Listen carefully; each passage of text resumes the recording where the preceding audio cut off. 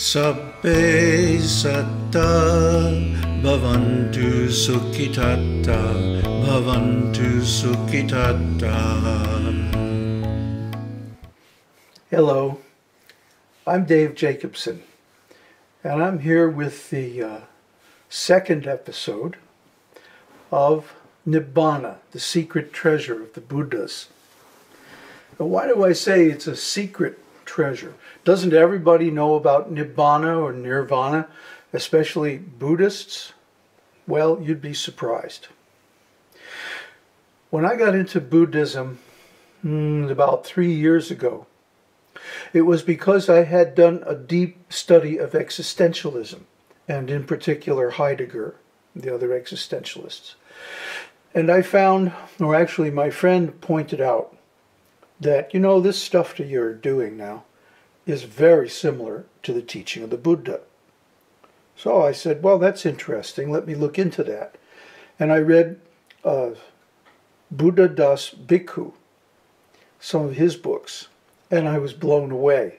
That, wow, this is exactly what I'm looking for. That was the first time I was exposed to Theravāda Buddhism. Theravāda Buddhism, which is found in Sri Lanka, Thailand, Myanmar, and places like that, is very different from the Mahayana, Tibetan Buddhism that we normally encounter in the West. The scriptures of Theravāda are much earlier and more original, closer to the Buddha's original words and sermons. So they don't have so much drama around them, like millions and millions of gods and angels and this and that and all this. It's much more down to earth, realistic, like the Buddha is just a man sitting under a tree and attaining enlightenment. But that's a great thing in itself. So I said, this sounds better. This sounds more real.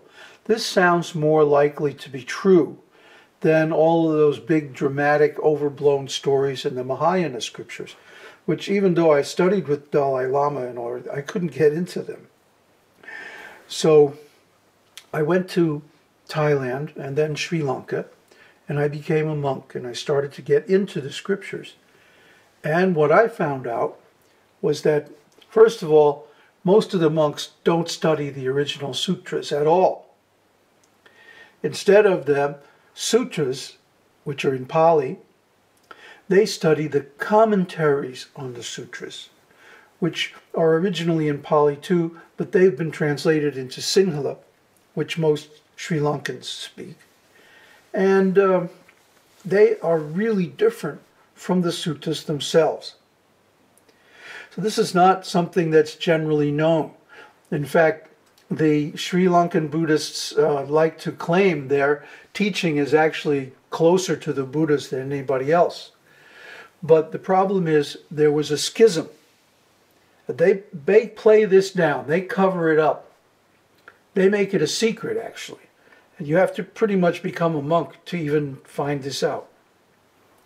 But there was a split in the Sri Lankan Sāsana, the congregation, the Buddhist congregation, about 1,000 years ago.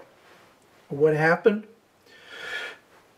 Many monks came from South India following the fall of Emperor Ashoka's kingdom.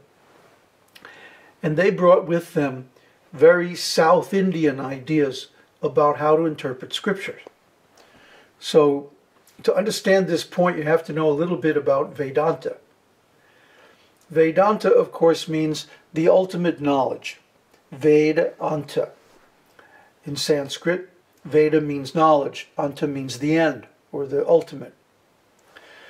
However, there was this man named Shankaracharya, who wanted to prove that it's all one. And so he made commentaries on the Vedanta to establish his school, because you have to pretty much do that in India to establish your school. But he didn't agree with the conclusion of Vedanta. So he twisted the meanings of the words. He actually went back and redefined the terminology of Vedanta so that he could use it to support his own conclusions, which are different than the original Vedanta. So this became a natural, normal way of doing things for the South Indians. Now, Buddha was very careful to avoid both monism and dualism. In other words, Buddha didn't accept that it's all one, but he didn't accept that it's all two either. Because these are positions. They are hard philosophical positions. The Buddha did not want to support hard positions. In fact, he says in one sutra, I've given up a position, but I followed the middle path between the extremes. So similarly, he wasn't a monist or a dualist. Neither was he a theist or an atheist or a materialist or a nihilist. You see? He didn't accept any of these hard positions. But the writers of the commentaries did. Or at least what they said was that they accepted these positions provisionally in order to have a language with which to discuss the Buddhist scriptures. But what they really did was interpret them in a phony way, according to their own ideas, and twist the meanings of the word to justify them. So, as of about 1,000 years ago, you have two schools of Theravāda Buddhism, roughly divided into the scholars and the practitioners. The people who were studying the books and the people who were implementing them or practicing them and attaining enlightenment. Of course, you can't attain enlightenment by studying books. You can't attain enlightenment by thinking at all. You have to practice. So there was a big debate about 1,000 years ago, 1,200 years ago, something like that. And the conclusion of the debate was, you don't have to have practitioners. You don't have to have arhats. You don't have to have realized teachers in order to pass down the Buddha's teaching. The books are enough. Well, this is a very unfortunate conclusion because it led to the establishment of two Buddhisms. A Buddhism based on words and thinking, and a Buddhism based on practice and realization. So what we have today is by far the majority of Buddhists are philosophically or religiously inclined. They're not practitioners, they're not meditators, and they're certainly not realized. They admit this, but they say it's not really necessary because we're going to do all these ceremonies and get all this merit, and then in the next life we'll be in a good position to get enlightenment. So in other words, don't even try to become enlightened in this life. It's not worth it. We're in a bad place. Planet Earth is not a very good place to try to practice enlightenment. So let's just heap up a bunch of merit and get out of here, go to the heavenly planets, and then maybe in the next lifetime we'll be in a better position. Well, this is part of the Buddhist teaching. I would be misrepresenting things if I said there wasn't. But it's a very preliminary stage. Now, the scholars are saying, well, we're all in the preliminary stage. Well, maybe that's because they were spending all their time studying books instead of meditating. What were the meditators saying? Meditators were saying, once you have right view, once you understand the Buddha's teaching, the Buddhist philosophy, you don't really need to study books anymore. And there are numerous quotes, and we bring out some of them in the documentation, which you can read by following the link in the description of the post here. That as soon as a monk understood the Buddha's teaching, he could go off by himself, and in just a few days or a few weeks, he would attain the enlightenment, according to the level of his skill, his practice. That's different from what is being taught today. So when I came in contact with this teaching, I said, wait a minute, this doesn't sound right. It's different from what's in the sutras. It's not the original teaching. And when I inquired into the history, I found out that there was this split. So I began to investigate and look for teachers who were also practitioners, not just philosophers, not just students of the words, but actually going into what the words talk about. And after 2 years and many, many false trails, I came across Bhikkhu Ñāṇananda. Bhikkhu Ñāṇananda is the real thing. He not only knows the philosophy and the scriptures very well, inside out, backwards and forwards, but he also has realized them, and he's basing his interpretation of the Buddhist scriptures on experience, on direct insight, on realization, not logic or conjecture or anything else. So this is how this series began, because I wanted to bring out Bhikkhu Ñāṇananda's understanding, which affected me tremendously.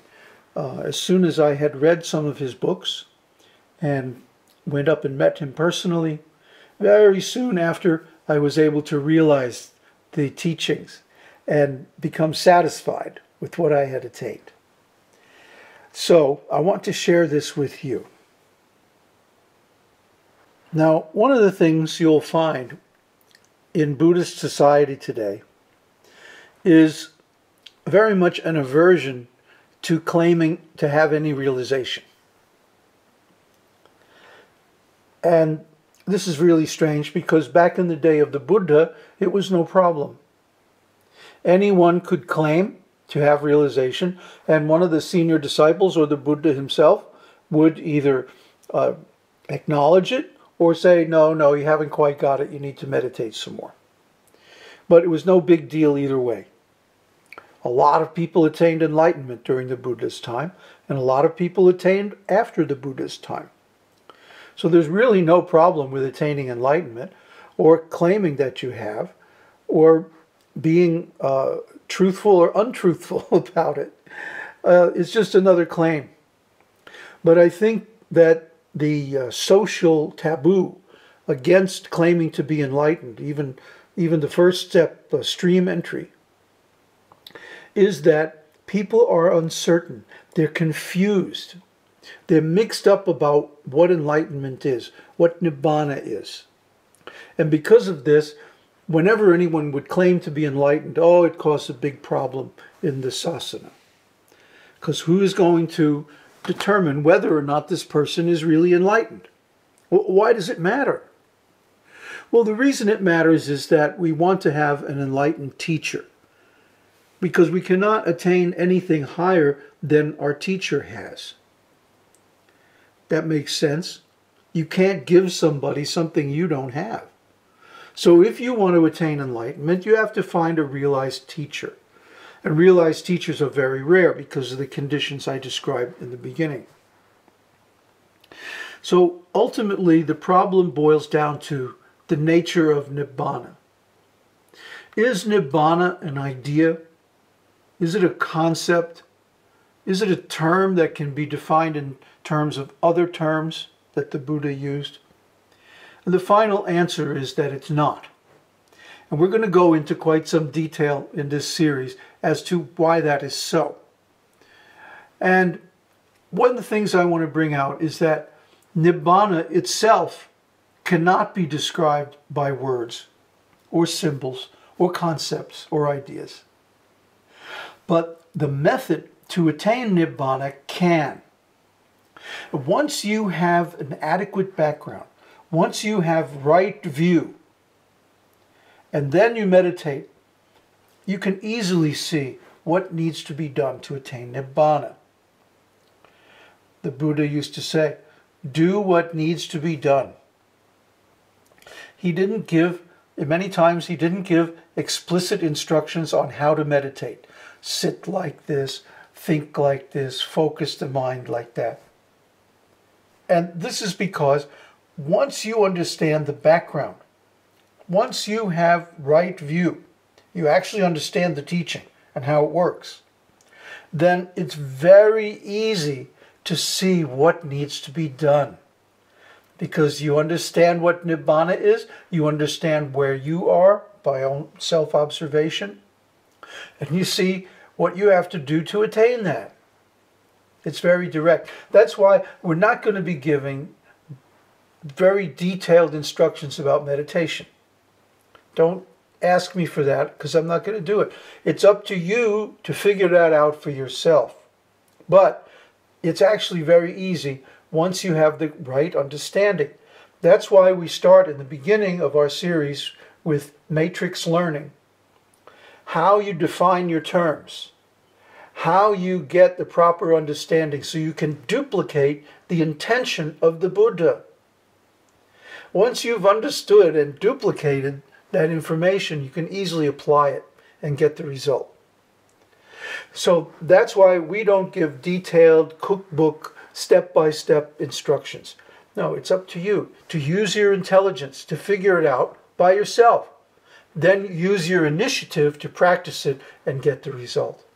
Otherwise, you won't be able to get it. Why is that? Because the perfection of meditation is an act of intelligence. And the intelligence has to act on its own determination, on its own initiative. Otherwise, you won't be able to attain the result. If you're simply following a recipe, step by step, you might be able to make a good pizza, but you're not going to become enlightened.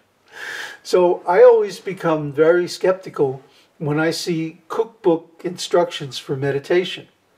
Do this, think like that, look like this, observe this way. No, no, no, no. If you understand what needs to be done to attain Nibbana, first of all, what Nibbana is, second of all, what you are, third, what life is, and what the path is, the Four Noble Truths, the Eightfold Noble Path. Once you understand these things and have defined them for yourself with sufficient accuracy, you should be able to just sit down and look at yourself, observe yourself, and see what needs to be done. That's intelligence. And then use your initiative to follow the process till you get the result. So what we're going to be doing in this series, Nibbana, the Secret Treasure of the Buddhas, is we're going to be peeling away the layers of misunderstanding and misinterpretation that began with the commentaries. And we're going to be getting back to the original meaning of the terms given by the Buddha to describe the path to enlightenment. And in doing that, we're going to have to quote from the sutras quite a bit. We're going to have to get into some arcane discussions about terminology.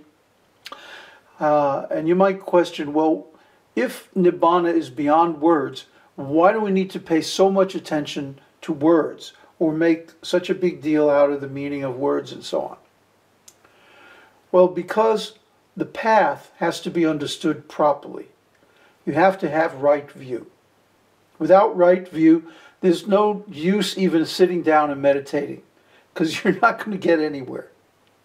So right view is very, very important. So important that it's the first of the 8 steps of the Eightfold Path. If you don't get right view, you're not going to get anywhere on the Eightfold Path. Just like yoga also has 8 steps, Ashtanga. Okay, and the first step is yama, what to do. The second step is niyama, what not to do. Third step is asana. But if you don't get the first and second steps, the third step is not going to do you much good to attaining enlightenment.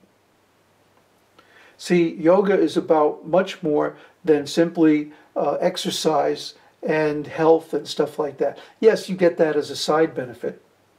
But the actual aim of yoga is enlightenment, self-realization. And the same with the Buddha's teaching. If you say, well, it's not really about enlightenment, it's about going to the heavenly planets, well, that's a different teaching. That's not what the Buddha taught. The Buddha taught how to engage the mind in such a way that we attain Nibbana. Nibbana is the goal. Nibbana is the end. It's the ultimate stage of the Buddhist teaching.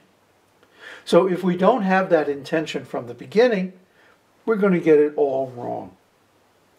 So, in other words, we have to go into the Buddha's teaching and demystify the terminology. Because the Buddha said, without an adequate terminology, you cannot become anything. There's no avenues for becoming. There's no channels to being and manifesting what you want to become without adequate terminology. So this, of course, has two meanings, the positive meaning and the negative meaning. Buddha followed a four-valued system of logic called the tetralemma. So that means, first of all, he's saying if you don't have adequate terminology, you cannot attain enlightenment. So, to put that in the opposite way, if you do have adequate terminology, you can become enlightened. You see? I mean, it's perfectly possible for the other two also that you do have adequate terminology, but you don't attain enlightenment because of some other fault. And it's also possible that you don't have adequate terminology, but you do attain enlightenment because you get some blessing or you have some very, very good karma. Something like that. But as far as attaining enlightenment in the ordinary way, in the normal way, the usual way, you have to have the proper network of terms. This is called a terministic screen, because it's like a screen in your mind, and when you experience something, the terminology pops up on your screen. And you say, oh yeah, this is that, this is the other thing. And you know how to classify it. Because you know how to classify it, you know how it relates to everything else in your terministic screen, in your network of terminology, your ontology. So this is the process for learning anything. If you go back to matrix learning, you see how now we're applying what we talked about in that series. So please, if you haven't done it already, go back and view matrix learning and the other series, Being in the World, Call of the Friend, Integrity. You've got to have integrity. Otherwise, don't mess with the Buddha's teaching. You won't get anything out of it. But you might think that you're getting it. That's the problem. The Buddha said, don't worry about the future of this teaching. As long as there is no counterfeit Buddhism, then there won't be any problems. But as soon as a counterfeit becomes available, then it's going to be a problem. Like, it's not a problem to buy gold as long as there's no counterfeit gold. But the minute somebody takes some piece of brass or nickel and plates it with gold and tries to sell it as gold, then you have a problem. It's actually going on today. So the problem with Buddhism is not that the original teaching is unclear. The problem is that other people have created derivative teachings, the religious aspect of Buddhism, the philosophical aspect of Buddhism, the commentaries. And these commentaries have covered over the original meaning of the Buddhist teaching. So this has made it very, very difficult for people to attain today. What you're getting in this series is a result of more than 2 years of detective work, going deeper and deeper into the teaching. And if you follow our series, our previous series, Existential Ambiguity, you will already have provisionally correct definitions for the terms. But now in this series, we're going to get to the actual deep definitions and connections between and among the terms in the Buddhist teaching. And this is right view, the key to attaining enlightenment. Sabbe satta bhavantu sukhitatta bhavantu sukhitatta.